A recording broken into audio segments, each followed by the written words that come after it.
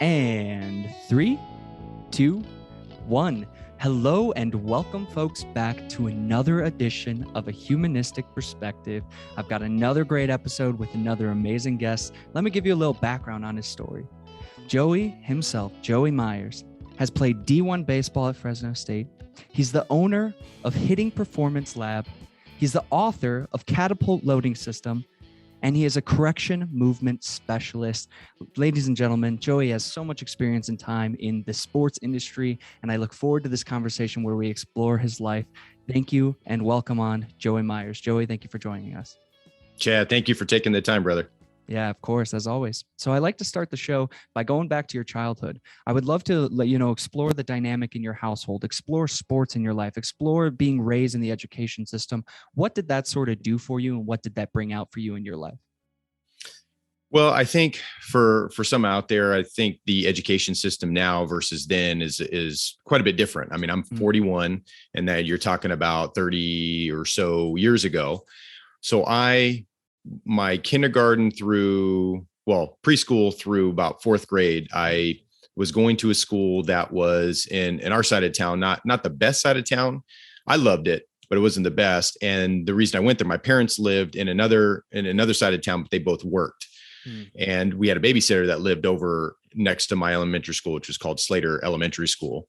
So I ended up going there because I went to a babysitter, and my brother, who's about 6.5 years younger, was going to the same babysitter. And then he ended up going to the school in the fifth grade that I went to, which was Malik, which was a little bit more in my parents' district where we lived. And the reason why fifth grade we changed schools was because now I could ride a bike to school.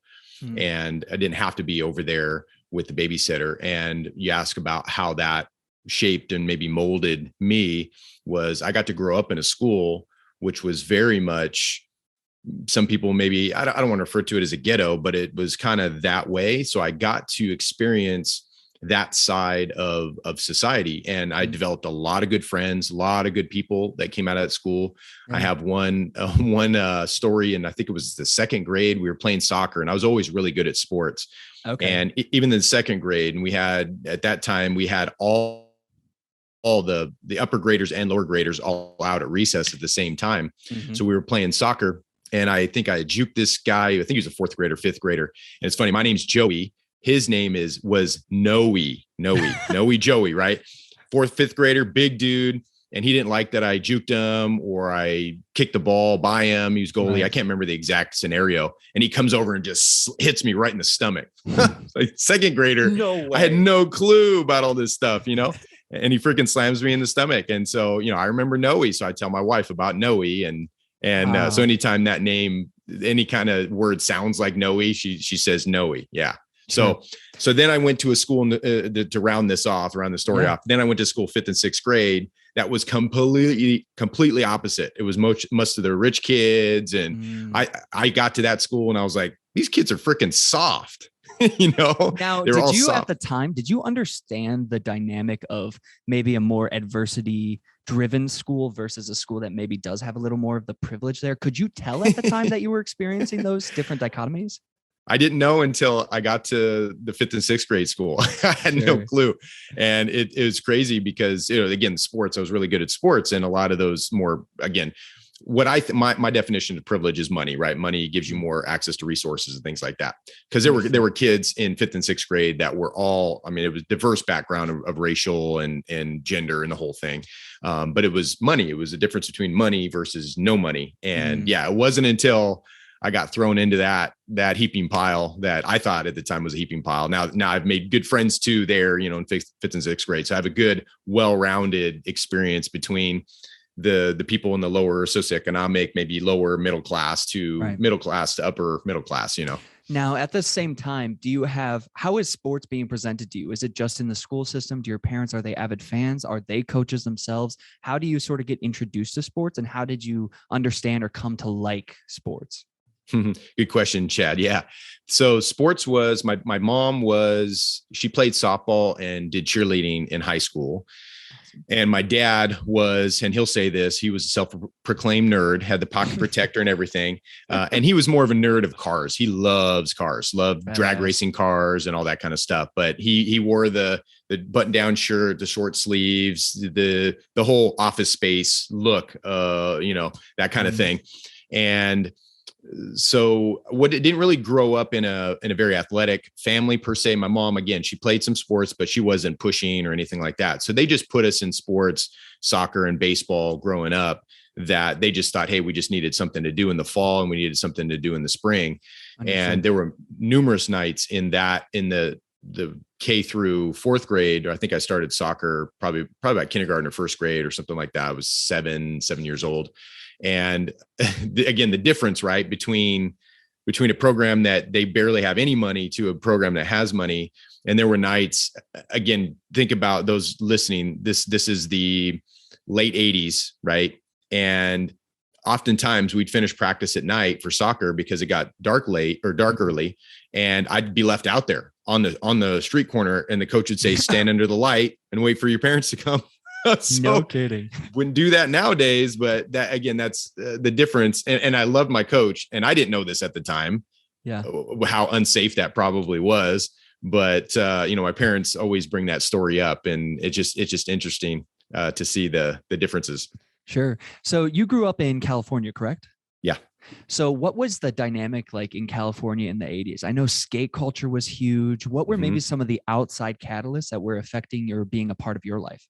Yeah. So I love sports, but I also loved, and it wasn't something that my parents were into, was surfing and skating. So it was 80s. Yeah. Skating, skateboarding and roller skating, roller blading. It was kind of, when we'd go, there was a place called Roller Town that was all roller skating, and you could, your class would go for a fun day. Like on a Friday, it'd be a field trip, and you'd go and they'd have the skating rink, and you put the roller skates on and all that. And so I grew up in that side, but then in the early 90s, it started to shift into the roller blading. And that's where things got really fun. So we did a lot of, on our block, we probably had 6 to 10 kids on the block. It was really cool. We grew up with a lot of kids about our age, a little older, a little younger, and in my age. And so we did the roller blading. We did a lot of the like field hockey. We played whatever sport was in season at the time. We'd play football in the fall. We would do wiffle ball in the spring. We would do all that kind of stuff. But skateboarding, we did that too. We did a little of that. We did the one thing I wish I would have done more of, but again, my parents weren't really into it. They didn't know how to do it, was surfing. I loved watching Hang 10. Was it reading the book, some of the magazines back then, Hang 10 or something like that. I loved shifting through those books and martial arts books like Black Belt magazine and stuff. Yes. Oh yeah. That's the best one growing up, man. Like I can so remember those moments, and like just being such drawn to, I had a similar upbringing, in the fact that like all the kids just sort of, you try every sport and it's just to keep you busy and keep them going. When I want to explore a little bit, like 7th, 8th grade, high school, I noticed that kids have to sort of start to break down their time. They sort of pick a discipline, or they find the sport that's theirs. How was that experience for you? And is this the point in time when you started to take a liking to baseball as your primary athletic activity? Yeah, good question. I think I loved baseball the whole time. I liked playing soccer, but I didn't love it. And in that transition period, and it's funny because I was still doing soccer in the fall, 7th, 8th, and 9th grade. I was still doing soccer. I think I stopped doing soccer the fall of my sophomore year in high school. So I played all the way through from 7 years old, all the way through about freshman, sophomore year in high school. And baseball was all the time. And if I was even during soccer season, I was practicing baseball. We were playing wiffle ball in the street, hitting balls around and stuff like that. But I also took martial arts for 3 years, and it was a mixed martial art before mixed martial arts. Sure. My sensei taught us a lot of everything. It was just more of survival and whatnot. And I was doing a lot of different things. That was also, I think, around the time the Chicago Bulls and Michael Jordan were crushing it. And I wasn't a big basketball fan before that until a friend of mine on the block, he was a little older, a couple of years older, loved Michael Jordan, had posters of him up. And that's the only reason I knew about him and the Bulls. And I loved watching Michael Jordan and the Bulls during that time, the 90, from 94, 92, the dream team, all the way through until about 98, 99, when I think was the last one that they won. And I think Jordan had actually retired and went to baseball or whatever, or came back from baseball. Yeah, he literally did. Yeah. But those were, and I played basketball. We had some friends that had basketball hoops on the block. So we played basketball, did stuff like that. But that seventh, eighth grade year in the middle was really, I wasn't too fond of that time. I felt like that transition, the testosterone and the acne and the whole thing, it was just so awkward, even though probably made it easier that I was a semi-decent athlete and people weren't picking on me. I didn't have my dad with the pocket protector and the button down shirt. I wasn't doing that kind of stuff. Mm-hmm. But it was just the awkwardness of that whole thing. And girls, you start to like girls more than friends. Yeah. Yep. And it was just so awkward. And nobody teaches you how to act around girls, like girls that you want to be a little bit more than a friend with. Mm-hmm. And so I don't know, it was an awkward, but we filled our time. Like you said, you fill your time with stuff. If I was in high school with you, how would you describe yourself? What was sort of your group? What was your energy like? Give me a little insight, maybe. Let me understand a little bit of high school Joey. Shoot, my kids will love this interview. And when they get a little older, they'll get to get a flashback of how dad was when he was younger. Yeah. So high school for us, we had a very diverse group. We had, I work with hitters, right? Baseball, softball hitters. And I asked them, mostly boys. I have a few girls sprinkled in, softball girls. And I asked my boys, I asked them, do you have like girl friends, not girlfriend, but girl friends too, running around with you guys and your posses and stuff? And a majority of them say no. And that's really weird to me because it wasn't until about that fifth, sixth grade when I moved to that new school that a lot of the girls that played softball and soccer and stuff, we ended up meshing together. And our group was probably pretty even, maybe even a little bit more weighted on the girl side. We had a lot of girlfriends and we had guys and we had all races, the whole thing. I mean, we were a pretty diverse group.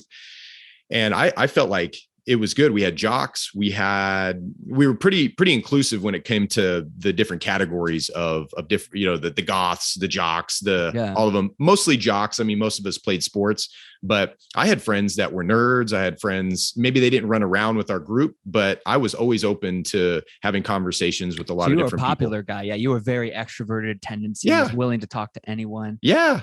Now, I noticed too, for me, even my discipline was more music in high school. I got very, very focused in that. But even being a musician when I went to high school versus like when my parents went to high school, the ability of technique and the advancement of technology have just propelled the ability of a musician at a young age. What was that looking like for you as an athlete? Was there technicians? Was there coaches? Was there physical therapists in your school system? How detailed was the technical aspect of playing the sport versus, I guess, compared to the kids nowadays?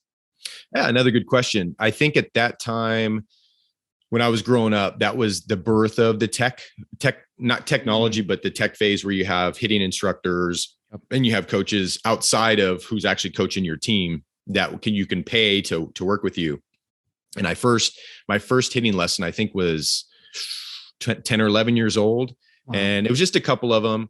And then it wasn't until about 12 years old, I started to do my own research. I started to dig in, started to read books, watch different DVDs, videos. Those started to get really big. Again, we didn't have access to the internet back then. It wasn't until about the mid 90s, 94, 95s when we started chat rooms and stuff, but we didn't have, the internet isn't the information source that it is now back then, right? It was just more of meeting people and whatnot. So I look back now at how much access we have to people. I can go and reach out to a gentleman up in Canada, Dr. Serge Grakovetsky, who is a physicist and electrical engineer. And one of the reasons why I was interested in his work is he wrote a book called The Spinal Engine, which is in our system, our hitting system. That's the basis of our system is the spinal engine. So the combination of the shoulders, spine, and the pelvis. So I was able to reach out to this guy probably around 2014 or 15. I sent him an email. He sent me an email back. He responded. I had a couple questions and he responded back. And I just think, how in the heck, if I was growing up to have access to people like that, oh my gosh, it would have changed everything. 100%. Do you think, before we move on and get out of sort of high school, I have sort of two questions here. One, how do you think, like, I notice now we worry about brain injuries, CT, things like that for athletes. What was A, the concern level like when you were growing up? And B, do you think in your personal experience, there were some events or some childhood like brain injuries that could have happened through athletics that maybe affect you now in your 40s? Yeah. So I didn't play, I stayed away from football. I didn't Sure. really do the skiing stuff. A lot of my friends broke knees and things like that and ran into things and whatnot. My football friends had, how much head injury stuff that they went into. And Right. I really weren't aware of that. I think the biggest thing at the time until the Will Smith movie came out, I think it's is it CT or what's I the know what you're traumatic talking brain about. injury, traumatic brain, whatever they call it, but where they get the blood clots in the brain because of the impact, right? So Yep. we really football, that wasn't a big thing at that time. It was more of riding bikes and making sure you wore helmets. So it was back then was the seat belts too. Wear your seatbelt, wear your seatbelt. That was a lot of the public service announcements, right? And then the other was wear your helmets on your bike. And at the time we didn't want to wear helmets. We weren't wearing our helmets. And then all of a sudden they're like, no, you got to wear your helmet because of your head. And so we were young, we are dumb, and we didn't know what the risk was. And fast forward, back in 20, I think one of our cousins, she passed away at 21, 22. She was riding a skateboard in Yosemite, and she was going downhill and she tripped and fell and hit her head. And I don't know if I think she did have a helmet on, or maybe she didn't, but I mean, it's never good when you lose your family member, but it was good because it was lights out. Like there was no suffering. There was none of that, but that now is where I take into our kids. So when they ride a bike, when they ride a scooter, something that they're going high speed, we say, put that helmet on. And I just tell them the story of our cousin. So now, how old are your kids? Are they at the age where they're starting to play sports at a very competitive level? Not very competitive yet, but I mean, at any age, it's super competitive for whatever reason. Some of these parents get crazy at 5 years old. I feel like sometimes the parents can be even more crazy than the children are at the sport. They're the worst. Yeah, they're the worst. They could be the worst. Yeah.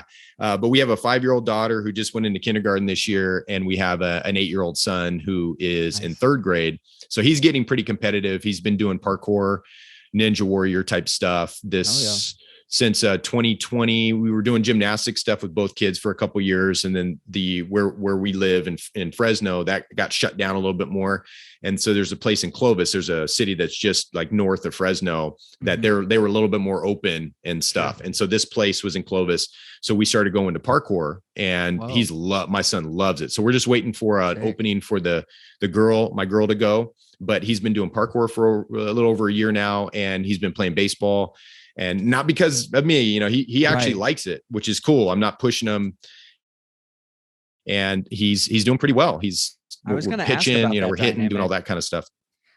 With your kids, is it like if they have an activity that inspires them, let their creativity go and do it? Or are you like, I want you to be doing this specifically? Or like, how is that dynamic as a parent for you? Yeah, that's a tough thing. And like you said, in our youth, you just kind of let them do different things and see what catches fire. And one of the things we want to do that both my wife's family and my family, we aren't very musically inclined.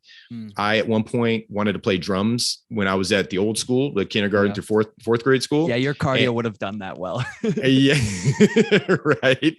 And it was the one thing I didn't like about showing up early to school. It was like a hour earlier than normal. It was just getting up early. I just didn't like that. I wanted to play the drums, but it just didn't work out for me. I didn't do it. I probably would have been pretty good at it if I would have stuck with it.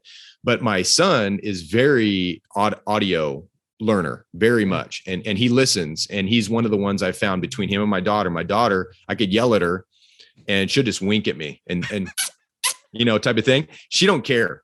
But my son, if I raise my voice just a couple decibels, his rabbit ears go up. He listens a little bit more. So I have to be careful raising my voice to him. If I do, it means I mean business, right? But I have to be careful on that. So I would love to get him involved in music, because I think he would be pretty good. I think he'd have a pretty good ear for picking it up pretty quickly.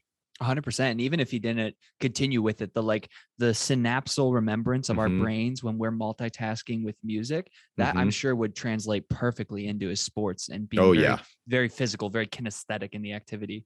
Yeah. I wanted to go back to your high school time. So how do you pick Fresno State? Is your objective to get to college and play sports? Is your objective, I want to be a doctor? What are you sort of thinking in your head as a high schooler with the existential, where's my life as adult going? Where are you at with that? Yeah. Good question. Yeah.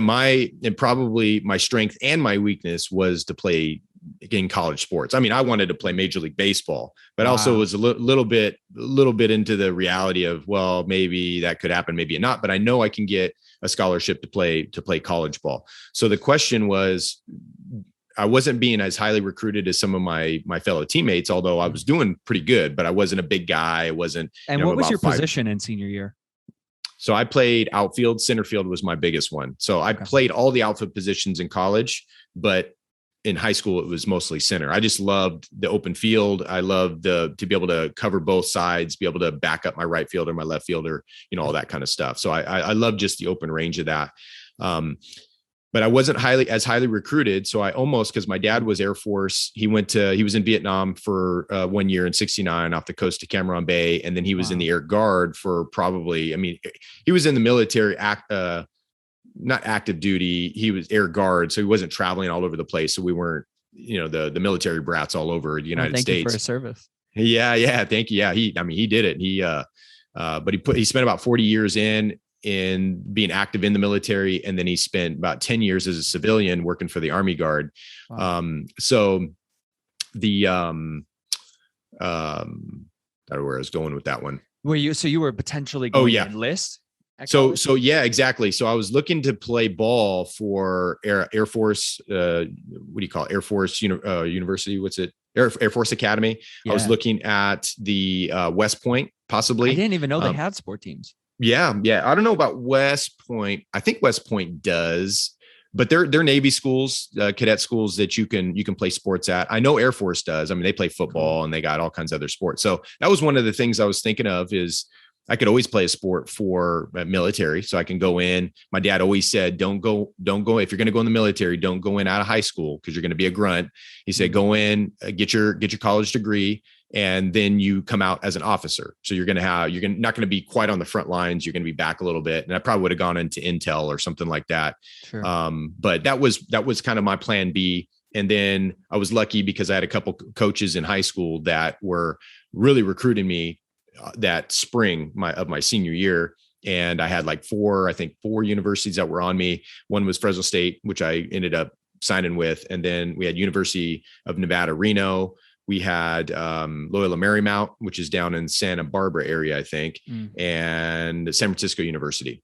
Coaches were awesome at all of those spots, but I chose to be close to home just because, one, I'd never lived on my own, and two, the crowds were big at Fresno State. It was between 1,500 to 3,000 people coming to your games. Wow. And University of San Francisco, that wasn't the case. I showed up at their field. It was beautiful. I loved San Francisco at the time. But I looked at they had these metal bleacher seats that were tiny. And I was like, wait, how many people can come to this game? So right. We weren't going to have a lot of people coming to those games. And I wanted to be in an environment that was electric and on, especially and does that change things for an athlete when it's packed stadium like that? Does that just like bring out that like next level of adrenaline in them? Oh yeah. It's so much different playing in a stadium where you got a lot of people. And then even the heckling. One of the summer, we were playing in Rice University in Texas. Yep. And I was playing center field, and there were they had some of those metal bleacher seats, but out in, I think it was that right center field, I think, or left center field. Okay. And they were drinking and they were talking trash and, just talking trash out there. So, I do well. I do well in that kind of environment. I like when people talk trash, and, I'll give it back if I need to. And in another story, probably even funnier, and I couldn't have done this during the season because I would have gotten in big trouble. Sure. But in the summer, we were playing summer semi-pro, where it's all wood bat leagues and it's all college guys from D1, D2, NAIA, they all come and we play each other during the summer. And we were playing in Santa Maria. So we were playing the Santa Maria, the team, this like us, but in Santa Maria. So beautiful area, beautiful, the climate, everything was awesome. I had the same kind of thing like in Rice, where these guys are getting drunk and they're talking trash. And I had these red cleats on because they're the only cleats that I was given from Fresno State. So these red cleats on, they kept calling me Dorothy from the Wizard of Oz. Hey, Dorothy, Oh and so at the end of the game, it was awesome because I got the last out. They hit a fly ball to me in center, and I had already planned this. I was going to do it anyway, but it was just great that all the attention was right on me at the end. So got a fly ball, not super deep, but enough to where I was close enough to these guys, and they could see me. I mean, they can see me. They were high up enough. So I caught the ball. I threw it in, and these guys are, talking trash or and then I started unbuckling. I stood up, I started unbuckling my belt, and I can hear them behind me going, what is he doing? What is he doing? And then I just pulled it all down, just mooned him right there. And they go, oh, and you hear, so I'm listening fantastic. To. Wait, what year of college is this for you? So I think this is my junior year in college, like going into my senior year. Yeah. What did your coach say when you went back to the bench? Oh, they loved it because the coaches during summer ball, they're just like us. They're probably 5-10 years older than us. They're young. Okay. And like, just give you an idea, one of the coaches, he would always say, I'm sweating bullets right now. We just get to the game on a Sunday morning game or whatever. And the guys, we went out the night before, and this coach would say, I'm sweating bullets, the silver bullet. He'd say. So that kind of gives you an idea of what these coaches are doing, right? And how they are. Sure. So they gave me a high five when I came in, but I could not get away with that at Fresno State. I mean, they would have smashed me. Oh, not professional at all, but during the summer. So I want to go into your college, your freshman through senior year, from two perspectives. A, the classroom. How are you developing? How do you figure out that you want to like understand more of the science and the biomechanics that create the industry that you're in? And then two, from the sports side, just like you shared with that one story, how was your career as a D1 athlete? And what do you remember of it? Like, do you reminisce about it? Is it one of the best memories you have? Sort of maybe those two perspectives on your college experience.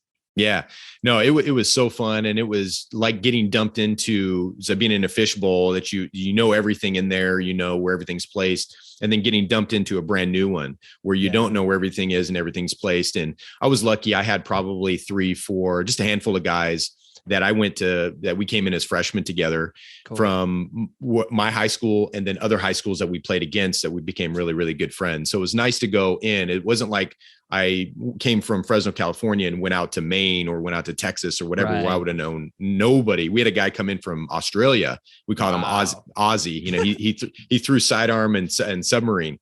And I couldn't imagine coming in from a whole other country and not knowing anybody, anything or whatnot. So I couldn't imagine that, and living on your own and doing life on your own. So that was a little different, was going in freshman year, having some of those friends, and then a whole new system. Because what happens in high school for athletes is your practices, we were always first to the field. Really good friend of mine still today, we'd always be first to the field working on our stuff. And then we do our practice. And then sometimes we'd stay after and work a little bit more. So your practices in high school tend to be, at least your baseball ones, about 2.5 hours or so. Okay. Or so. Your official practice is 2 to 2.5. So we were probably 3.5 hours what we were spending out there, him and I. Fast forward to college. Now those practices we'd start at 2:30. We'd have a pre-practice at 2:30, but you got to be there at 2 to get dressed and ready. And you got to set up, and everybody's got field duties that you got to get everything set up for practice. And then we wouldn't be done until a lot of times 6:30. So you're talking 4-hour practices. And then you'd go into the weight room 3 times a week right after practice. So if it's 6 or 6:30, you're working out for another hour and a half. So you're talking almost 6-hour practices now in college. That makes it really tough. So if you want to work on more early and later, I mean, you're there even longer. It becomes like a 7-8 hour deal. So that my freshman year was really tough. I'm pretty good with school. I got I think 4.06 grade point average. I'm not really good in high school. So I was like what was I in college? 3.4, 3.5, something like that. Which is still high. Which is still good. But it's, I'm balanced in school and I'm balanced in baseball, and it's a lot. Those practice days, and that's the fall. That's all fall. And then now in the spring, now you're traveling. Now sometimes you're going up on a Thursday to play a Friday, Saturday, Sunday, and coming back that Sunday. Whether sometimes it's driving, sometimes it's flying. So you add that in the mix, and it makes things a lot harder. So when are you doing homework? Like literally, when are you having the time for that in college? Yeah, it's tough. It's tough. The homework, you have to, especially the classes where you have reading assignments. I had a history class one of those years. I think it was my sophomore year, I think. And I loved the class. And I used to not really like history. I love the wars. I love World War I and II and all that kind of stuff. But other than that, pre 1700 and 1700 to 1800, I wasn't a big, I would rather take a nap, Yeah. But we had this old fogey teacher, and my sophomore year in college teaching history. And it was that time period. It was 1700 all the way up to the 1865. It was during the Industrial Revolution or whatever. Mm-hmm. And dude, he made that thing exciting. I actually like going to his class, and there was a couple books that he assigned us that were like that thick. And one was, I think, Daniel Boone, and it was a biography on Daniel Boone. I loved it. It was great. So that, those kind of class, that was a fall class. That wasn't definitely not a spring class. That would have been tough in the spring to do that kind of thing. But if you're good with your schooling in college, you can make it work. You can read on the bus, you can do homework in your hotel room, you can do that kind of thing. But not all our baseball guys were good students. Sure. They didn't do their homework, they didn't go to class. So it could be really, really hard for some. So yeah, I was happy with the 3.4, 3.5, 3.6, whatever it was that I graduated at Fresno State, because it's a challenge to be able to get through that and play a sport full time. I couldn't imagine. There's some athletes that double sport, that'll play football and baseball. And man, I don't know how they do it. Yeah, literally probably have you're just, schoolwork is the last thing on your mind at that point. Because you're basically, it's like school's a professional job and playing the sport's like its own professional job with the amount of hours you have to put in. Right. I can't even imagine. Going back to your college experience, what do you think, like, what was the dynamic like of being on the team? Was there a thing of like cheating, or were people starting to use like testosterone or enhancements, or was like, what was the controversial part or the culture like of college baseball when you were in it? Yeah, good question. Another one. So it was my sophomore year. We had an incident. Our coach that we had was awesome. He ended up, Bob Bennett, he passed away a couple of years ago, but he was 34 years at Fresno State. I mean, one of the most winningest college coaches, baseball coaches in history. He got inducted into the baseball NCAA Coaches Hall of Fame in 2013, I think. Great coach, but I think there was a lot of pressure being put on him by the media. They wanted him out. He was getting older. He was in his 70s, and he was a really good fundraiser, and the Bulldog Foundation that we have that supports the baseball team raised a lot of money. A lot of people love the program and they stick around, had thousands of donors in that program. And softball was a little upset at that because they didn't want to do the work to like what he was doing. And so there was a lot of like Title IX stuff. I understand all that, whatever. But they wanted him out. So we had an incident. We called it Black Monday, Black Monday, where we had gotten our butts handed to us in Louisiana Tech. So they came to our place, they kicked our butts, and Louisiana Tech was like bottom of the barrel, not very good, but they beat us up. I don't know, maybe it was at our place. And then, so we got our butts handed to us at practice, and that was fine. Right. We got our butts kicked by a weak team. So usually there's punishment involved the next day at practice. We all understand that. It's all good. This next week we're preparing for Rice, which ended up that year, I think being, I think we were co-champions or something of our league. Rice was really good. And we go to Rice. We worked hard. We got refocused again after we got spanked on Monday by coach, right? Got refocused. We felt really good going into Rice. And then we got our butts handed to us against Rice. Like, uh-oh. And so we're like, uh-oh, here we go again. Are we going to get smacked again on Monday? Like, what we didn't know. And we show up to practice. Coach was always good about putting the practice schedule up. And, we knew pretty much what we screwed up on in a game. We knew what we were going to work on in practice. And I mean, it was things that we had never seen. I had never seen. It was my second year there. And then juniors and seniors who were there, had been there 3-4 years, had never seen. They just put these find the light drill and all these, and we're like, what the hell does this mean? I mean, they're going to smash us. So at that point, our senior leaders decided to go against them.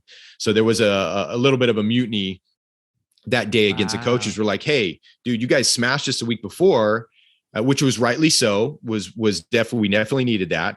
But we got our butts handed to us by one of the better teams. We felt good going into it. We had good practice, and you're going to do it to us again. Like, no, like that. We're not going to do that. Right. So we had a 4 guys quit and transferred other places. It was a dark time. It was, wow. I think it really, and this isn't normal, by the way, in college baseball, at least not that I know of. And a lot of the alumni at Fresno State, they didn't know what the details were of that story. And they came up to us, you guys are pussies, they're calling us. They were like, dude, do you even know what happened? Like, Right. Like and one of the things was they used to say, well, Coach Bennett had an open door policy. You could go in there and talk to him about anything. You could shoot the S and do all this stuff. And I said, it wasn't like that when we were there. Coach Bennett had too much pressure. And I think he always had his door closed and you had to knock, and he was always just more tense, So that happened sophomore year. And then after that, after the blow up, everything got really good. And I think we aired it out. We aired each other out. And I think we're all understanding. And it was like all the pressure out of the balloon just went. And now we were all free to play and all that kind of stuff. But yeah, it's a different in college. It's different. You make bonds in a different way than in high school. And, the guys that we went through it even now, they'll tell stories, because I was a faster guy. I wasn't the fastest guy on the team speed wise. But one of the things the find the light drill that they're going to have us do is they got us all on the line, all on the foul line, and they were going to have us run 20-yard wind sprints. And we don't know how many we're going to run, but the senior leadership said, okay, what we're going to do is if they're going to put us on the line and make us run wind sprints is to run at the same pace. Everybody, we're like the line is just going to go up and back, up and back. So you fast guys have to run at your pace. No, not at my pace. I have to slow down and run at their pace. Right. So we have our catcher, who's the slowest guy. And we have me, one of the faster guys, and we all basically have to run as fast as our catchers. So we all did that. And guess who gets called out? The faster guys. So coach, I think after the third or fourth wind sprint like that, one of the coaches goes, "Hey, Myers, is that as fast as you can go?" And they told us not to say anything. Again, I'm a freshman, I'm a sophomore. So I'm not, go against a coach. I don't want to lose the respect of my players, my buddies and stuff. So I'm going to do what they say and not what coach says. So I kept my mouth shut. I didn't say anything. And eventually they just gave up and they said, "All right, that's it." And so the coaches went down in the clubhouse and they said, "Hey, we want so-and-so, so-and-so, and so-and-so to come down with us, like our players, our senior leadership, to come and talk to them in the clubhouse about what was going on." And it was crazy. I would have loved to be a fly on the wall in that room because I heard there was crying. There was all kind of like, these guys wouldn't cry, Wow. Like the baseball guy, the baseball guys, you wouldn't see that. And the coach, I don't know if I think the coaches were too. It's crazy. But that's, that's the way it is. It's like, we're now in the 18, 19, 20 years old, some of them 21, and we're grown adults. So yeah, I mean, punishment is needed in certain scenarios, but to continue to pound, right? We got to change. That's insanity, right? You're doing the same thing over and over and over again, and you keep making the same mistake. That's a measure of insanity. So we can't do that. We have to figure out a different way. Okay, what's going on here? What's not working, and fix it. Yeah, that's really fascinating. That dynamic and understanding, like the threshold or the level of how much punishment is just understanding the scenario and is going to help versus it's just actually going to build them downward. That's really interesting. I wanted to talk from both college and the professional leagues. What are some of the common injuries, or what are some of the pain points or issues that athletes in the baseball industry start to see develop through their college and then their professional career? Good question. And probably the best examples, we had a guy who was my same year. He gets drafted. He got drafted his junior year. Which in college they move the age around, but in college, 4-year college, junior year after junior year, you can get drafted. So he gets drafted. He pitched. I mean, he was one of the more central cornerstones of our team. So he would throw on I think he was our Friday night starter. He was either Friday night starter or Saturday. And if he was our Saturday, then he'd play first base on Friday night. He'd pitch. No, maybe he did pitch on Saturday. He'd play first base on pitch on Friday, first base on Saturday, and then catch on Sunday. So catching is the catchers throw the ball second most on the field, right? The pitcher throws the most. Right. So poor guy. I mean, did well, competed, but I think he was having some arm issues, his elbow later on. And what ended up happening, so he was fortunate to get drafted as a sandwich pick in the first round with the A's. So it was right around that Billy Bean Moneyball stuff was going on in 2001. Ben Fritz it was funny in the book Moneyball by Michael Lewis. Ben Fritz's name is mentioned in there. It's kind of cool. Okay. But he gets drafted as a sandwich pick in the first round, which means I think he was like the 31st pick out of 30 teams, but it was because he was a sandwich pick. He was sandwiched in with somebody else with the A's, how they were doing the negotiation and stuff. So he gets drafted, and then shortly after getting drafted, he gets Tommy John surgery. So all that throwing. And he blames coach and I don't know. I mean, you can say no to stuff. He was that good where he could have said, you know what, coach, let me either only pitch this weekend and not catch, or let me only catch and not pitch. I can catch for a couple days instead of a pitch. I mean, you could do stuff in college. It's tougher for a player like me, who I wasn't a complete star, to really have any leverage, but the stars have leverage. They can do whatever they want. So that's a good example of what was going on in college. Is you got these players that Tommy John surgeries or whatever. That was kind of the main one. And when you say Tommy John, could you elaborate on what that means? Yeah. So Tommy John surgery, Tommy John, from my understanding, I don't know if he was the doctor or the pitcher, but they name it the surgery after him. And what it is one of the ligaments in the elbow goes. And so what they do is they take and replace with a wrist ligament, and then they replace that in the elbow. And can you still pitch once they replace? Oh yeah. Them? Yeah. Wow. So there's intensive rehab, and it's about a year. It takes about a year off after you're getting the surgery. So Ben was off for a whole year. He didn't play pro ball that year. I don't even know if he did the next year. I don't know if he was ready, but it's intensive when it comes to rehabilitation for that arm. But guys come back and they throw almost harder with Tommy John. And the joke was, well, let's just all get Tommy John so we can get reconstructed throw hard.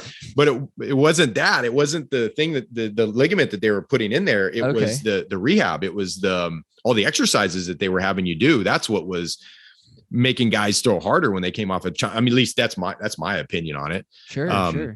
But you also mentioned, I want to mention the PED stuff. Yeah. Right. So that was right at the end. So McGuire, the androstenedione, I think was 98, 99, I think is when he had, the camera there, the media's there and they're interviewing him, and he's got that androstenedione up in his locker room. Right. And that started calling attention to that. Well, in that year, 2001, we had one guy, and I'm not going to mention his name, but one guy who was a smaller guy, and he was a JUCO transfer his junior year. He hits a ton, throws hard. I mean, he's really good ball player. Probably didn't need to do it, but that year he would be flying out to the warning track a lot, fly out. He'd be pissed, and he'd run down in the clubhouse, and we had a punching bag down there for guys so they didn't break stuff, so you can hear him boom, boom, boom, yelling because he was popping out too much. And the coaches would be on his case, say, hey, no, we need to get on top of it or whatever. And so the next year he comes out, and those same balls that he was just flying out to the warning track were now going all over the fence. Wow. We had an idea stuff was going on. And then later on we figured out, and I talked to this individual and other ones, and they were doing some stuff, some legit stuff. And I almost did. I had a good friend on the team who was doing that stuff and other stuff. Rampant in college ball and D1 ball specifically? Back then, maybe. I don't know about harder now though to like fake it. I don't know now how the testing is, because a lot of times back then they'd give you a heads up if they were testing. So if you had a urine blocker, right, you could take a pill or drink something and it would block it coming out of your urine. So there was ways around it. But one of my other buddies who was taking it, and I came this close to taking andro, and I'd done my research, I was reading on it, but I just, the consequences of it, I just didn't. The reward didn't outweigh the risk for me. Right. So I decided not to. I didn't take anything. But my buddy, one day, I never went into the training room unless I was hurt. But I was rarely hurt. And I would never go into the training room to go to the bathroom. So my buddy goes, hey, we got a test today. Do you mind peeing for me? And my buddy's a knucklehead. Like he's a knucklehead, but we were friends, and he was kind of my bodyguard-ish guy. So we'd go out at night, and he's a good big dude, and he'd always loudmouth. Yeah, he got your back. So if we got in trouble, he had my six. Yeah. So he's a good dude.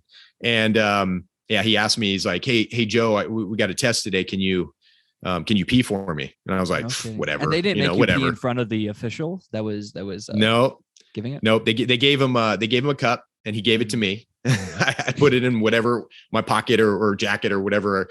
And I went in, and I remember our trainer saw me. He's like, hey, Myers, what's up? I said, hey, I just got to use the restroom real quick. He's like, okay. So he was already tipped off, So I go in, do the thing, and bring it back to my buddy, and then he gives it and whatever. So I'm sure he had weed that was in there, andro or whatever else he had going on. And then the trainer came out one day at the practice and said, "Hey, Myers." He comes right next to me, kind of singles me out, and says, "Myers, I know what you did for Pierce." He goes, "Did you do that?" And I was like, "I don't know what you're talking about." I can't just tell him, "Come on, dude. What do you, you're gonna." So anyway, no. But he knew, he kind of wink. He goes, I know what you did. I know what you did for him, So. Wow. And now are the coaches like, what's the discretion? Like, how do you handle that as a leader? Like, do you have to bench that person? Is it like, I understand other teams are doing it, so I'm not going to bench my best player just because I know the other teams are? Like, at that point, shouldn't we just allow leagues where people can, if they choose to, do that? Like, would that be interesting to watch the best athletes performing at their best, even though they are taking enhancers? Well, what's interesting about that, and there's a lot of people online that will poo-poo the PED stuff, Bonds and McGuire and all this stuff. And okay, so the whole thing with PEDs, whether they're taking steroids or HGH or andro or whatever's out there now, it's more about recovery. Of course, these guys get bigger and stronger because you're gonna recover, right? So I have a good friend that I used to talk to quite a bit. He was a retired foot doctor. And he had a friend who was an Olympic judge. And one day the friend had called him and was really distraught and frustrated. And he was just saying, he's like, "Man, the steroids, these Olympians are taking steroids and all this kind of stuff." Yeah. And I think what was going on, or what is going on, and I think this is still going on in the Olympics, when people get popped for PED use or doping, blood doping or whatever, I think they're going above and beyond what they should be. And I think it's actually being allowed in the Olympics. And my take on it is, like you just said, shouldn't they just be allowed to take, everybody be allowed to take a certain amount, but just don't go over that threshold, right? Because you have Olympians, what people don't understand, the armchair couch people out there, right? Armchair quarterbacks. What they don't understand is the Olympic athletes, they train at least 8 hours a day for 4 years, at least. And a lot of them put more work in than that, because that's what you have to do to stay on top of your game. If they're getting steroids or HGH based and prescribed by a doctor, an MD who knows what they're doing, and they're staying under a certain level threshold, I think that's fine. Like you said, should our athletes be able to recover? Because your body cannot withstand that kind of abuse, because when you work out that much, it becomes abuse, physical abuse. You're just tearing everything down. And to be able to build it up, you need things like steroids or HGH or whatever it is in order to be able to put that kind of work in. You just can't nutritionally do it on your own, just with nutrition and just basic neutral supplements. Like it's not going to work.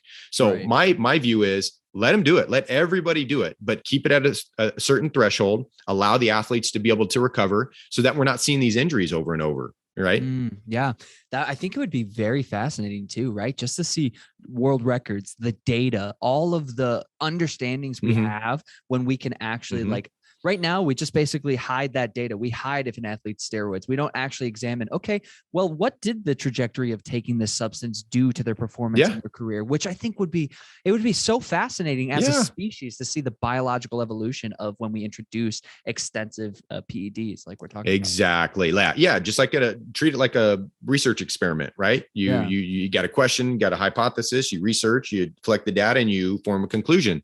And why not have a control group? Maybe have a decade where we allow that to happen. People can argue that was the 90s, 1990 all the way through to, because I think even McGuire in 90, he was one of my favorite players. And even in 90, I heard he was taking it. It was like around that time. And it wasn't until 92, he got really big. And then everybody's like, oh, he's taking something now. But Rafael Palmeiro didn't look like he was taking it. Josh Hamilton, I can't remember if he got popped for it. I know he was drugs, but some of these guys, you go, really? I think even Dustin Pedroia took it at one point, and then all of a sudden, like 1 year, he looked kind of beefy. Pedroia was a small guy, but he looked kind of beefy, and he got the MVP, or Nomar Garcia-Parra, one of those guys, real wiry guys, small guys, and they were beefy. And then all of a sudden, all this stuff people started getting popped for PEDs, and the next season, whoop, they shrink down. They lose 20 pounds, 30 pounds. That's not normal. for an athlete to lose 20, 30 pounds just like the next year, unless they're big and fat and they go into a good nutritional plan and training and all that kind of stuff. But for a guy to go from super muscular and lose 20, 30 pounds the next year, yeah, something's going on. Sure. I want to do one more like controversial or more interesting topic, maybe from the more professional league. What is it with pitchers and pine tar and things like that? And what's your thought on that situation? Is that something that like you'll basically never get rid of as long as like you just have to watch the athletes? Do you think it's really helping so much to the point where it is extensive cheating? Like where does that lie as someone who doesn't play baseball? Yeah. So with all that, the cheating you're talking about, right? And the Astros and the counting number. So there's cheating and then there's cheating, right? Okay. So at that level, you all from the pitchers to the hitters to the fielders, everybody are really, really good. They're all really good. And the guys like Mike Trout and Miguel Cabrera and some of these guys that are just above and beyond, we call them the top 1% of the 1%. Sure. I mean, they're freaks, they're mutants, and they're going to be good regardless. But everybody else, they're all really, really good. So like with Olympic athletes, there was a video that was a Australian speed bike rider. So they have that track, that indoor track that's like this, it's all like this, right? And it's so fast. So fast. And there was a video interview that I watched on him and they were interviewing him and asking him about his training and all that kind of stuff. And he goes, let me put my training into perspective for the Olympics. He said, we're all really good. All of us. He said, you have to push your training to even farther. So he goes, there's often times where I black out because I'm going so hard, or I throw up and puke my guts up. That's how hard these guys are pushing themselves.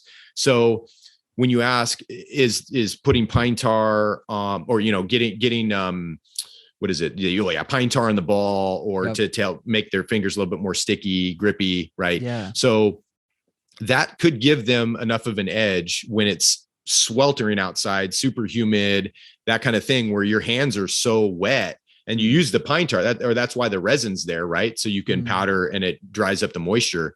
But pine tar you won't have to worry about really doing that because the pine tar is sticky. So you got it. A lot of times in college, we'd get a brand new ball and the pitcher would scuff the seams a little bit, scuff the seam. So what happens is if you got a few seams that are sticking up out of the sphere of the ball, that's going to catch the air a little bit, add a little bit more dip and drive to their breaking stuff, right? So that's getting so specific. I love how specified that is. Oh yeah, no. Again, it's at that level, right? It's the Australian speed bike rider, right? It's that where you're just that little bit that can make a difference. Now, if we bring in the Astros, now I'm pissed at the Astros. So there's sign stealing in baseball. And that's all good. And it's sign stealing with this, right? If you're able to look at the coach and decode what the coach is signing to the players, or you're able to see based on the catcher giving his signs to the pitcher, and you're able to look at the forearm and what fingers are being used, dude, that's your brain. You got it. Give that away. Your guys deserve with that kind of decoding skill. They deserve to get that information, and that drives the other team. Once they figure it out, they gotta fix that. But now that's okay. I love that part. Hold on. I have a real quick question on that. I know this seems maybe crazy, but do you think there's teams that have scouts that just watch the coaches and try and take photos and videos and then go back to the office and try and analyze what each of those means? Oh yeah. Wow, so now here's this sport just turned into chess for me. Well, wait. Yeah, exactly. So that's what the person that isn't in it doesn't see, right? See that part of it. Well, remember Bill Belichick. Remember all the what did they call it? It was football gate. They called it the inflate gate. The balls. Inflate gate, right? So that was part of it. Again, that's another competitive advantage if you're using only inflated balls for your team, but then giving the other team deflated balls. I mean, that could be a difference in the game. You want even, but that's up to the other team to figure that out and to put a stop to it. You can't just keep playing, hey, this ball's a little deflated, and you go like three quarters, like 2 quarters like that. That's your fault. Like you should have figured that out. But see, what they were also doing, the Patriots and Belichick, was they were doing what you just said they were doing, and they got in trouble for it. They were filming the other team, their signs, and they were decoding all that stuff. Now, that's kind of in the gray area for me if you're going to film and take pictures, because now that's going away from your brain. Now you're taking your normal skill of live right now, and now you're taking it in a back room, and you're really trying to in real time. If you can steal stuff, hey, I'm good with that. And that's my fault. If I let that go on too long, that's my fault. Like if we have a player, like say a guy on second base, a runner on second base, and I'm in center field. So I'm watching my pitcher throw, and I see this runner on second base. Every time there's a fastball, he's standing straight up before he leads off. And then when there's a curveball, breaking ball, he's bending over, putting his hands on his thighs. We're going to throw one under that guy's chin, because he's looking and reading our catcher's signs, because he's got a good advantage point from that. Now, I wouldn't say he's a cheater, and that's my fault. Like I saw he's that. He's just wise at that point. He's wise. And so I see that in center field. And so I time out. I go to my pitcher. I tell him what's going on. I don't point the guy out. I just say, hey, this is what this guy's doing. Make sure that's what's happening during those pauses? They're just talking about strategy. Sometimes. Wow. Yeah. And so that's why when you see catchers, they'll go away from these signs when there's a runner on second, and they'll go to more of like a coaching third base sign. That's why they do that, because they're using indicators and they're using different stuff. Yeah. Dude, that's so fucking cool. I'm sorry. Exactly. But that is so unique. I love that. That just takes it to another level. And I'll button this thing up. And here's where the Astros went too far. Okay. All right. We're talking about video, images, that's gray area for me. Okay. I can understand the cheating involved. I wouldn't do that. I wouldn't choose to do that. I'd use my brain. Right. The Astros went way too far with it. And I personally feel like their ring should have been stripped from them. Nobody should have won that year. Nobody should have won that year. You don't give the ring to the Dodgers either, right? Because they didn't earn it. But that year is a non-year, and it brings attention to that year. And people will go, well, why didn't we have a championship that year? And then that starts a dialogue. Well, this is what the Astros did.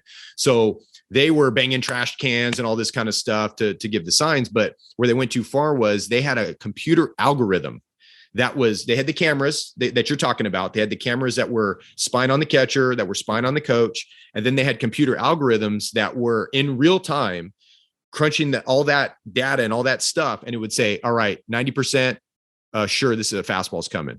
95% sure is curveball's coming. And it was taking the count into account. It was doing all. So dude, you're using an AI. You're using AI to. Yeah, now you're using mathematics to really exceed an advantage. That is a no. That is no. So that's why I believe. What you're saying, it's like almost as if there's a difference between humanistic advantage and the ability a person has to just push themselves, their observation, their physical need, versus a technical advantage, like a physically I am manipulating the actual activity that we're doing to do it. Exactly. Wow. Okay. Yeah, that's interesting. I want to talk about your book a little bit, the catapult loading system. Could you maybe talk about sort of the impetus that led you to want to create that book, and maybe what is the overall bigger picture message as an athlete from the book, but then is there a message as a non-athlete that I could really pull from that book? Yeah. So I think the reason why I wrote that book was because a lot of the hitters I was working with in going to the science side of things. So we say we apply human movement principles that are validated by science to hitting a ball. So as we started working with hitters, they started having some interesting success and performance. So we would have hitters that weighed 67 pounds that were hitting the ball 180 feet, which is almost tripling their body weight in batted ball distance. Right. And then we'd have hitters that were 100 pounds hitting the ball 300 plus feet. And then we'd have hitters that were 115 to 135 pounds that were hitting the ball almost 400 feet. So we were having, and this is baseball, softball's around, because the ball's bigger and heavier, about two times body weight is pretty, 2 times body weight. Yeah. Is what we do with our stuff. So I wrote the book because I was seeing all this stuff going on. And then it wasn't until really the coaches were reteaching what I was teaching that I was like, whoa, we got something here. So that's where the book came from. And from athletes, it's just the idea that you don't have to be a big person to be good. I mean, Jose Altuve, I know he was part of the whole Astros thing, but he was good. He's got mostly mechanically sound with his swing. And, he's 5'4", 5'5", 5'6", whatever he is. And he does well. Even, take all that stuff out, he's still going to do well. And he's still playing big league ball. He still can hit the ball over the fence, 370, 380, 400 feet. So, and then a non-athlete taking out of that, I think it's just the idea or the lesson that what is effective, what is working effectively, and what is working efficiently, right? Effectiveness is working on the right things, and efficiency is doing those things right. And a lot of people in life, I think, they focus more on efficiency. I need to do this really well, so I need to do it over and over and over and over. But who's to say that what you're doing is the right thing, is the thing that you should be focusing on? So that's what catapult loading system's all about. It's taking the things that are most effective and then being efficient at doing those things. It's really interesting you bring that point up. I saw that for me in college. My thing was I started picking up towards my junior, senior year was bouldering and indoor top rope climbing. And it was the same thing. I started picking up yoga in my personal life. And I found that my enhancement of just understanding my body and focusing so heavily on the calisthenics around yoga was advancing my ability to boulder. So instead of having to spend a shit ton of time on the wall tiring my forearms if I'm not getting a move or a position, I am able to at home try and mimic or replicate or put myself in a similar position where I'm going to engage the muscle groups. And then I found that my endurance when I went back to the wall was just tenfold. Tenfold. Think about a car, right? If your car or your front end's misaligned and you go to buy brand new tires and the tire guy says, well, you'll get, Chad, you'll get 80,000 miles on these tires. But if your front end's misaligned, and you got your tires this way, you're going to get 40,000 miles on that, on the tires. Right. 100%. I wanted to talk about, so I know with our hips, some people's they rotate interiorly and some people's they rotate exteriorly. And so that, for example, when we're squatting, mine rotate externally, I believe. So it's easier for me to squat with my feet out wide. I just get more mobility and motion rather than my feet straight forward parallel. Is there any of those types of body and bone mechanics that affect hitting and baseball? Oh yeah. So ankle. So one of the reasons maybe why you have to go ankles or toes out more is because maybe your ankles are a little tight, or maybe there's I do have flat feet. That could be definitely could be part of it too. And I've said I've heard, or I did a while back, I was dealing with an inside knee issue, and that's what I was told too, that I got flat feet. And flat feet is just the arch of your foot is more low to the ground, right? Yeah. So that could be why, and that could also lead to the ankle immobility. So that's a big part of what I teach with my hitters. So what I say is move better, perform better. And so if we have an ankle mobility issue, some players have that. I would say probably about 40% of my hitters online and locally will have some sort of an ankle mobility issue. Wow. So we have certain exercises that will it's MAT, so it's muscular activation technique is what it's called. So if you looked up MAT, really cool, and it's all based on isometric contraction. Cool. And it's to activate the muscles surrounding a joint. So a lot of times, because we sit so much, because of injuries, because of different things, there's certain muscles that turn off. When those muscles turn off, one side becomes inactive, the other one becomes overactive to compensate at the joint. And so over and over and over, you keep pounding, like you're talking about bouldering and wall climbing and stuff. You get tired faster than if you have some mobility issues or stability issues, right? If your core is not strong, you're going to get tired super quick because you have to compensate and you have to move a different way than actually being lined up and being in a good solid position. So ankles, the big ones, our priorities are hip mobility is number one. We got to make sure hip mobility is the first thing that we attack. Being baseball, overhand throwing sport, shoulder mobility is big too. Got to make sure that we hit both of those joint capsules. Those are both similar joint capsules, like shoulder and the hip, right? And then we start to go into core stability, what's called rotary stability. Rotary is your braking system, basically. So we call it the braking system. And then you can go into the big movements, like you talk about cleaning up your squat, cleaning up your lunge, cleaning up your stepping pattern, kind of thing. So interesting. When you start to get somebody moving better, they end up performing better, whatever that is, whatever they're doing.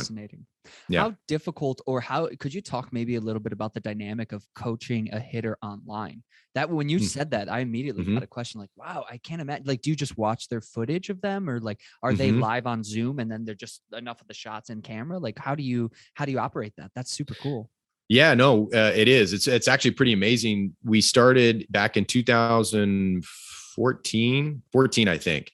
And what we do is, so some coaches will do the Zoom thing and just say, hey, have the camera there and you do the swings. And I'm not that way because I want my parent to give me video so that I can slow it down and I can do different things to it on my own. Yep. So they'll send me video. I'll pull it into my video analysis software, and then I'll do like a 15 to 20-minute video, and it'll analyze. What I like to do is I call it the pat and the pop method, the pat on the back and the pop in the mouth. Right. So the pat on the back is what they're doing right.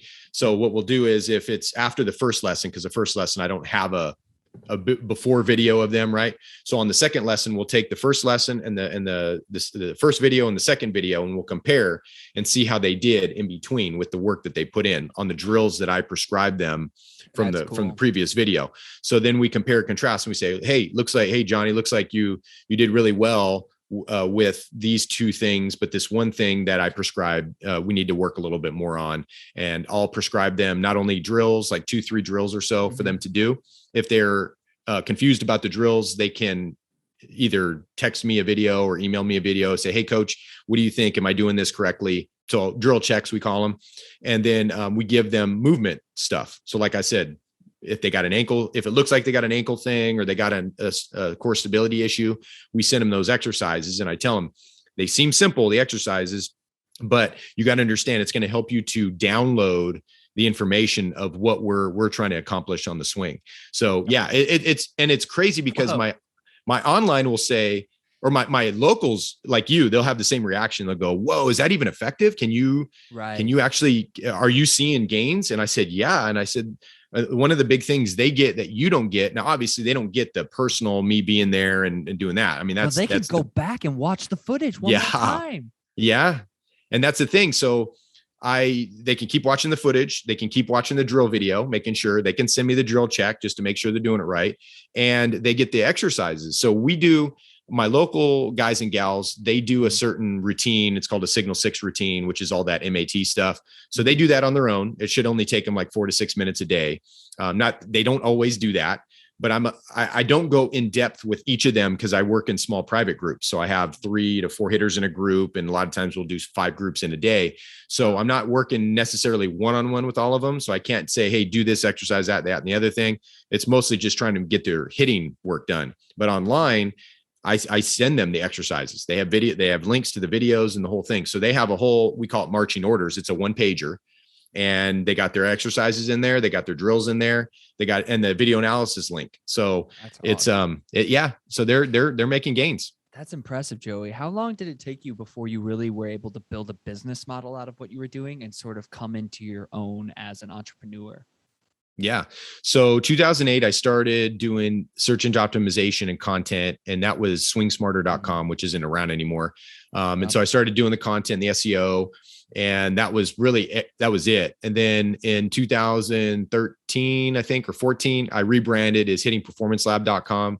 That's when I started to run into all this new physics, biomechanics, spinal engine stuff, all this stuff. A lot of my research was starting to accumulate, and I was like, oh my gosh, we can really reverse engineer the swing now. And it's definitely wasn't what I was teaching over at swingsmarter.com. So I instead of going and changing everything at SwingSmarter, I just rebranded and just redid it. So I was doubling revenues every year. It started off first year was like 7,500, and then it was like 20,000 the next year, like revenue wise coming in. And it wasn't until 2000. So I started to advertise on Facebook in 2015, and I had a email list that was around 3,500 that I would add some, lose some, add some, lose some. It really wasn't with the SEO. I wasn't making big gains.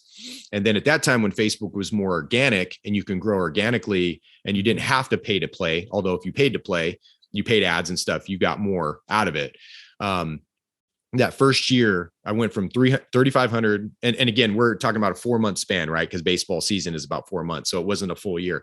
So I went from about 3,500 stale emails all the way up to about 12 or 13,000. Wow. Advertised on Facebook. And then the next year it doubled again. So it was like 25,000. Then it was like 40, 50,000. And so to date, I mean, I have a lot of unsubscribes, did a lot of list hygiene and cleaned up my list and stuff. So I have about 34,000 now, but of all this unsubscribes and all, I mean, I've had over 100,000 emails that I've gotten from Facebook. It's crazy. Yeah. So it just, and then the book. So that was one big accelerator. And then when I did the Catapult Loading System book in 2017, that whole year in 2018, it tripled what I was doing, like my revenues.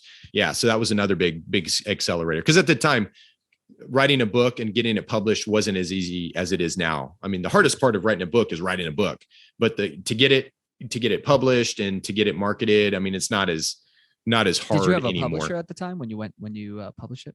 I just self-published. I just went on independent. Hell yeah. Kindle distribution, KDP publishing or whatever it was. Yeah. And it's super simple. You don't really need a publisher unless you have no clue about marketing. A publisher's really good about, but they'll take more for that. They'll take more 100%. of the pot. But KDP, Kindle distribution publishing, it's good. You get a good chunk to you than that would normally go to that publisher.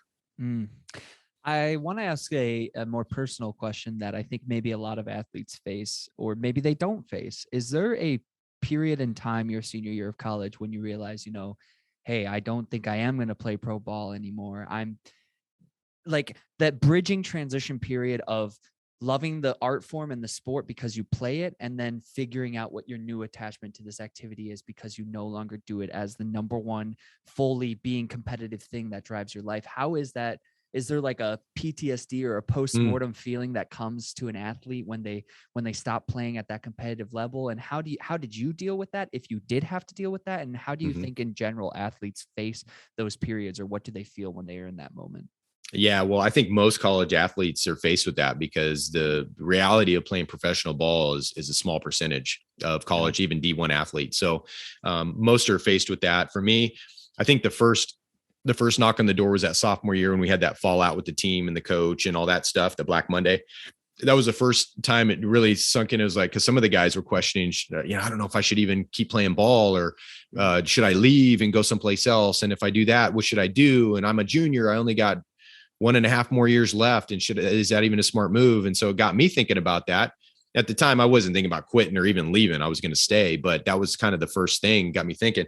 And then my junior year, the next year, had a decent year, struggled a little bit early and finished really strong.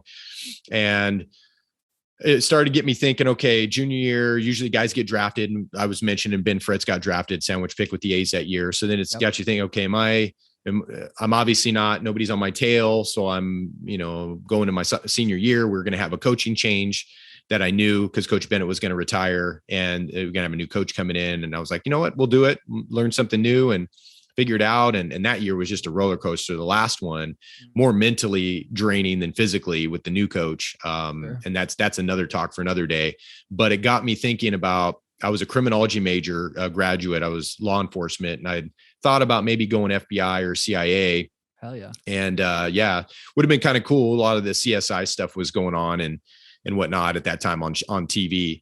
Right. And I had the opportunity to do an internship, 6-month internship, because I had to graduate, with a white collar FBI unit here in Fresno. And I interviewed, and I was stoked, but at the time I was starting to get the entrepreneurial bug.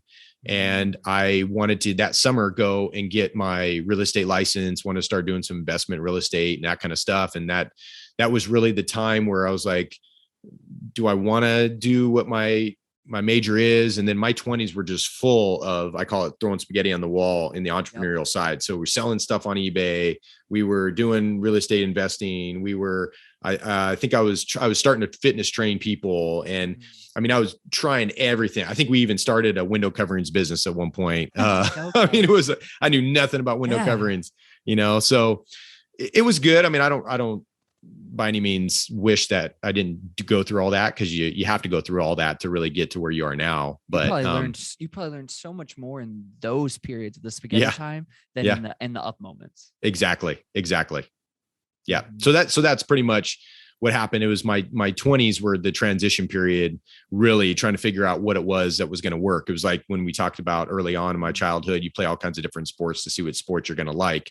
So it was kind of the same thing, trying different flavors of ice cream, until you finally settled on, which I did, was fitness training clients and was the baseball, softball hitting lessons. And so I just decided, I said, I'm going to throw everything else away, and I'm just going to focus on these things in my 30s. And that's what I ended up doing. Yeah. See, and the nice thing too is you found a way to take your love, your passion, and transform it to being a part of your life in such a new dynamic, that's so cool. And I think that's something too that, like, people need to understand more, or could understand more, is like, just because you love something doesn't mean you have to do it. There's ways to still be a part of that world and be encouraging and teaching and being in it in some form or facet. And I definitely think you've done that and done that for yourself. I want to ask, because we are getting to the end of our time here, Yeah. some more personalized questions for you. Like, for example, what do you define as love? Good question. So I think if anything that this last year or 2 years taught us, I think love is for me is family. And my wife was working at she's at a Fresno City College, and she's a counselor there, and so she was working 8 hours every day, Monday through Friday, and she was sent home and had to work from home for this whole time. And I tell her every day, I said, I think our marriage got better when you came home. Some marriages didn't do so well during this whole thing. It's all the fighting stuff just got turned up. Yep. And I feel bad for those families, but I feel like we got better because we got closer. We went on vacations. We went through all this together, and our two kids, Noah and Grayson, that I mentioned earlier, they got better together because they only had each other because of all the isolation stuff in the beginning. So I think love is family. I think, I'm a Christian. And so God is my thing, and God is love type of deal. And after God is family. And if you got that, I think you're less unhappy, because there's a lot of unhappy people, it seems. Yes. And I think if they just had a little bit more love in their life, if it's music, if it's, they don't have to be Christians. They don't have to be God-fearing or whatever, but something that is healthy in their life. If they can, if it's family, everybody's got some sort of family, but not everybody's in a good situation with their family, but something that they love that is good, not like alcohol or, those kind of loves are not good, but good things that are good, that they can love, not worship, but love, right. That they can, I think you're much more happy in life. I like that. What do you believe and define as the meaning of life? Probably going on that. I think it's relationship. So it kind of goes with the family thing. But I think relationships, everything. I think it permeates business. It permeates family, friends, spiritual. I think if we had more of a relationship focus and listening a little bit more, being a little bit more understanding, it's just been tough the last couple of years and I haven't said the nicest things sometimes. And some of my friends haven't. And I think that if we keep the relationships, at least that are worth keeping. I know there's some relationships that we're just hanging on. And then this last 2 years just showed you the people that you probably don't need to be hanging around with, but you knew that before. Sure. It would just took this whole virus thing to really, tell you. Exactly. Right. Yeah. But I think relationship and put more time on hanging out with people. It's hard when you're in the heat of battle, like you talked about a couple of the businesses that you're involved with in the podcast. It's hard because you can put in 14 hours in the business and you can do more. And especially if you're being effective with your time, you can do a lot, but you have to think about, okay, I have to weigh the risk and reward with that. Are you going to lose your family over that? Because everybody hears story, they read stories. I read Warren Buffett's biography and Steve Jobs and these guys and gals that are super, super hyper focused on what it is that they were really good at. And what people in the book, they grandiose this whole thing. Yeah. Look at what Bill Gates did and blah, blah, blah, blah, blah. And they said, oh yeah. And then he lost his family. But yeah, this is really good. It's like, well, wait a minute. Like Warren Buffett I think he had a mistress, and a live-in mistress, and the wife was living there and the mistress and the whole, it's like, well, okay. I don't know. Again, I'm Christian. That's for some people. That's not what I. No, but I get what you're saying. It's like, we all have buckets in our life. Mm-hmm. And if we spend too much time filling one bucket, but not balancing the buckets we're filling, it can eat away at our existence. Like I'm sure too, like that. I think that's one thing too that people don't get a lot. And like I had to realize that too, is I was pushing my partner away because I was saying, oh, work is more important.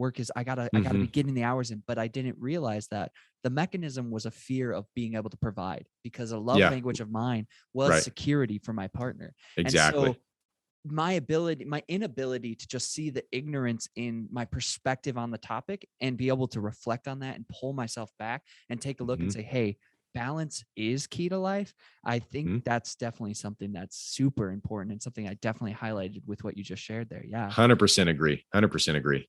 Yeah. I wanted to ask too, what are some of your personal principles that guide your life now in your 40s? I'm sure you've had plenty of time to think and deliberately figure out how and who you are and why you are the way you are. So Mhm. I'd just be curious to maybe understand some of the bigger principles, or maybe one of them that really guides and controls your life. And I understand that faith is probably at the top of that, Mhm. but maybe if you had to break down what you're doing inside of that faith as the Yep. key characteristics for it. Yeah, I got a couple really good ones that, again, over these last 2 years, everything in the last 2 years, I think for most people out there has really solidified and not solidified where they're at or what they believe or anything like that, but just more of what they need to do with their life. Right. Some people got rid of jobs that they knew that, or like you said, partners got rid of partners or friends that they just didn't realize. And a couple of the things that I've really come to realize the last 6 months is critical thinking. Number one is a big deal, and I know everybody's got different definitions of critical thinking. With our kids, a good example is we kind of train them in a way. It's mostly me. My wife doesn't, but I was brought up this way. My dad did this to me. My dad's happy-go-lucky. My mom was referred to as the War Department, which that's how it was in our household. But my dad always joked around with us, and he would kid with us a lot. And what we do with our kids is we'll be walking, maybe we're going to get ice cream or something. There's a car driving by and I'll say, hey, look at that green car. Look at how beautiful that green sheen is. And they'll both look at the car and they'll go, Dad, the car's white.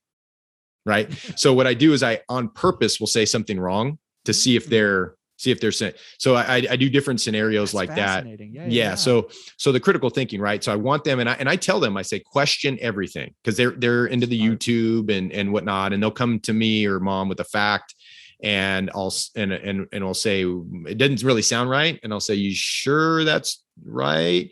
Right. And so I say question everything, even question your parents. That's because smart. both their mom and me, we're secure in our knowledge, and we're always learning, but we're secure in our knowledge that you can question us and we'll give you the logic and the rationale and all that kind of stuff to back up what it is, the decision that we're making. Right. So critical thinking is number one. Number two is courage.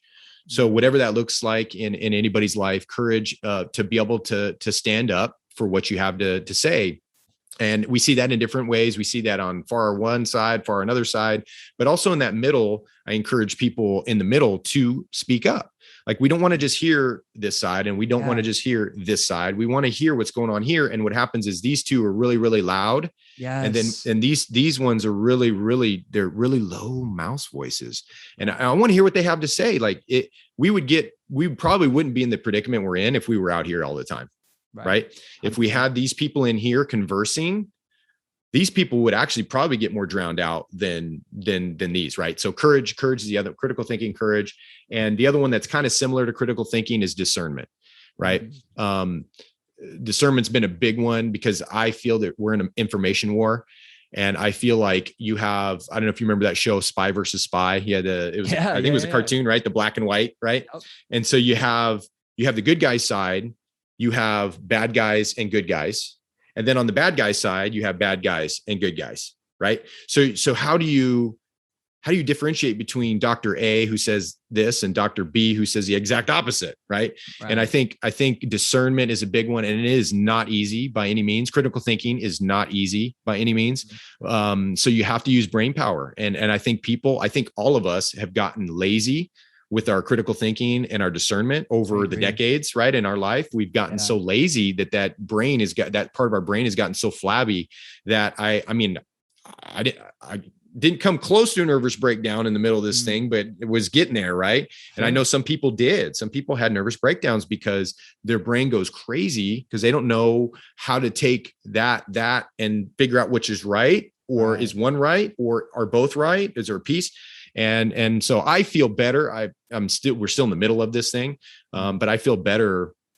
At least I feel stronger in those senses to be able to do that. But critical thinking, courage, and discernment are my big three. Those are fantastic principles to guide your life through. And I agree. I wanted to, when you were doing the whole idea about the far of one side and the far of the other, Mm-hmm. I think the biggest thing about that is social media, from my perspective, being, younger, I'm in my 20s. Yep. I see social media did one thing. It turned us into a experience economy, which then requires the no ability to do something long term. We can't sit down and watch a long movie anymore. Everything has to be short. And so once we shorten everything, and then you hear a far this and a far that, you don't start to use the most important thing, which I think is what you were talking about in the middle, and that's nuance. Every single conversation, every topic we talk about, whether it's love, whether it's sports, whether it's the science or the news, everything has nuance. And if we just spent more time as a society and as people just relaxing into the idea that, you know what, there's going to be nuance and we have to use critical thinking to find and discern that context.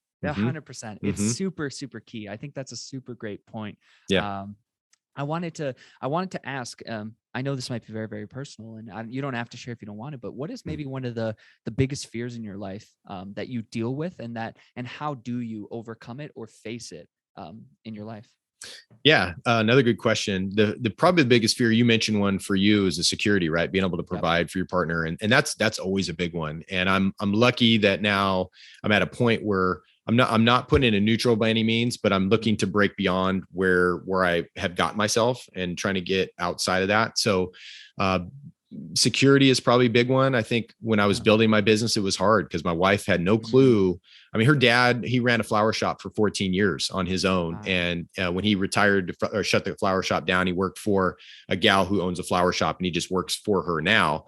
So she understood her dad running his own business, but her mom didn't really like that. She wanted him to work for somebody because of the stability and all that kind of stuff. So she heard her mom always kind of this way, and her mom and dad have a great relationship. They're still married and all that stuff, but she heard her mom complaining a lot about the business and that they couldn't go on vacation, dating an entrepreneur. Yeah, that kind of thing. And so my wife, early on when building the business, I mean, we're not making much, 20,000 a year. You know, that's just revenue. That's not take home, right? That's not living expenses. That's not living. That's not diapers. Yeah. So she's, mentioned many times, why don't you just go work for like FedEx or UPS or to like get a job, that kind of thing. And so that makes it really tough to do. And it wasn't until, a few years later when we started doing things started picking up steam where she got the idea, and she figured out, okay, this is a decent thing. And I just wouldn't have been happy doing that. I've done the work for other people. I've done that summer, like in college, doing the summer stuff. And I just wasn't happy. I wasn't happy doing it. And so I'm happy doing this. Yeah. And now you're living the life you want to. And that's the most important thing too, is like, finding what makes you feel so secure in your ability to wake up every day and to enjoy your faith and to enjoy your love for God and for your family and all that. And so it's super, super beautiful. I want one final sentiment for the audience. If they're old, if they're young and they're listening to this, if you had one piece of advice that you had to leave for someone, what would that piece of advice be?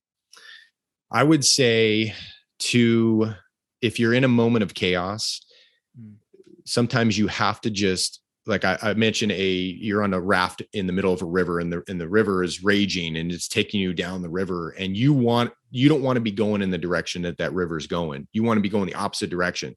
So you start paddling and you keep paddling. You notice that you're not going anywhere. You're still actually going this way. You're just going a little bit slower. Is sometimes just let the river take you, and don't be so controlling of situations. And I think it's one thing with baseball that I was pretty good at, or I feel like I'm pretty good at in chaos, is we don't know as a hitter, we don't know what pitch is coming. We don't know the speed or the location. Yep. And so we're dealing with a lot of, we're dealing with probabilities. Basically, we're not dealing with certainty. It's uncertainty is what we get a lot of. And I feel like I've done pretty well with that. I feel like I do pretty well with that. Obviously, way too much uncertainty is not fun. Like too much anxiety, you need a break, right? 100%. But I feel like I can sit in the middle of that river and I can observe what's going on, and I can make adjustments to that scenario or that environment that I need to do. If I need to survive or whatever, I can take, okay, my goal is this, but this just got my way. So, okay, let me just sit in this. Let me figure this out first, move this roadblock, and then come around it. So I would just say, if you're in the middle of chaos, you find yourself like super anxious, You got to just sit in it and figure out, okay, how can I get around this? How can I get around this obstacle? Again, using discernment, using critical thinking, being courageous and all that. But that's probably my one bit of advice. All right. I think that's a fantastic piece of sentiment to leave us off with. Before we finish up our time here, I want to give you an opportunity to plug any social media, any platforms. Where can people find you? How can they reach out to you, or how could they hear about your stuff, what you got going on? Cool. Thanks, Chad. I appreciate the time today. It was a good talk. So for those that are interested in the baseball side of things, they can go to hittingperformancelab.com. And if you just social medias, the Facebooks, the Twitters, we're all over that, YouTube and all that. For those that are business oriented, we have a search engine optimization agency that we've created, and you can go to lead generation SEO services.com, SEO like search engine optimization, but just SEO services with an S at the end.com. And for those that are interested in doing anything like that, again, we're all on those same Facebook, Twitter, and all that. But hey, I appreciate your time, Chad. Yeah, I appreciate you, Joey. I think this conversation has been fantastic. I got to explore baseball in a way that I never have before, and really just your dynamic, your pace, and also your ability. I can just see through this conversation and just through your life and the way you live it, your ability to strive and to keep pushing forward and to take initiative. It's truly impeccable, and it's something I think that a lot of people can look up to. And I was extremely fortunate to have your time this afternoon for this conversation. So thank you. Well, I appreciate that, Chad. And I hope that helps. Yeah. And I'm still learning. I don't know everything, and I still make mistakes. So don't think that I'm definitely not perfect by any means. Of course. And with that, folks, thank you for joining us for another edition of A Humanistic Perspective. As always, enjoy life, work hard, and we'll see you later.